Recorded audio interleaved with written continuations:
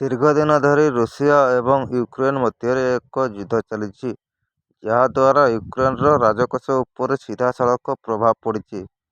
ୟୁକ୍ରେନରେ ଅର୍ଥନୈତିକ ସଙ୍କଟ ଏତେ ପରିମାଣରେ ବୃଦ୍ଧି ପାଇଛି ଯେ, ଯଦି ଦେଶ ଆର୍ଥିକ ସହାୟତା ନ ପାଏ, ତେବେ ସେପ୍ଟେମ୍ବର ସୁଦ୍ଧା ସୈନ୍ୟମାନଙ୍କୁ ଦରମା ଦେଇପାରିବ ନାହିଁ। ରୁଷିଆ ସହିତ ଯୁଦ୍ଧ ଆରମ୍ଭରୁ ୟୁକ୍ରେନ ନିଜର ପ୍ରତିରକ୍ଷା ପାଇଁ ସର୍ବାଧିକ ଅର୍ଥ ଖର୍ଚ୍ଚ କରିଛି। ୟୁକ୍ରେନର ପ୍ରତିରକ୍ଷା ବଜେଟ୍ ପ୍ରାୟ $50 ବିଲିୟନରେ ପହଞ୍ଚିଛି। ଫଳରେ 2024 ବର୍ଷ ଶେଷ ହେବା ପୂର୍ବରୁ ରାଜକୋଷ ଖାଲି ହୋଇଯାଇଛି।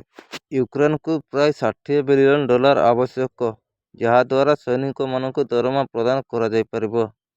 ଦେଶ ସୈନିକମାନଙ୍କ ଚିକିତ୍ସା ତଥା ସେମାନଙ୍କ ୟୁନିଫର୍ମ ଏବଂ ଅନ୍ୟାନ୍ୟ ଜରୁରୀ ସାମଗ୍ରୀ ପାଇଁ ଅର୍ଥ ଆବଶ୍ୟକ କରୁଛି। ପ୍ରତିରକ୍ଷା କ୍ଷେତ୍ରର କ୍ରମାଗତ ଅର୍ଥନୈତିକ ସଙ୍କଟ ଯୋଗୁଁ ପ୍ରତିରକ୍ଷା ମନ୍ତ୍ରୀ ରୋସ୍ତମ ଉମେରୋଭ ମଧ୍ୟ ରାଷ୍ଟ୍ରପତି ଜେଲେନ୍ସ୍କିଙ୍କ ଉପରେ ନିଜର ଅସନ୍ତୋଷ ପ୍ରକାଶ କରିଛନ୍ତି। ୟୁକ୍ରେନ ଏକ ଆର୍ଥିକ ସଙ୍କଟ ଦେଇ ଗତି କରୁଥିବା ବେଳେ ଦେଶର ରାଷ୍ଟ୍ରପତି ଜେଲେନ୍ସ୍କି ଆମେରିକାର ସାହାଯ୍ୟ ଲୋଡ଼ିଛନ୍ତି।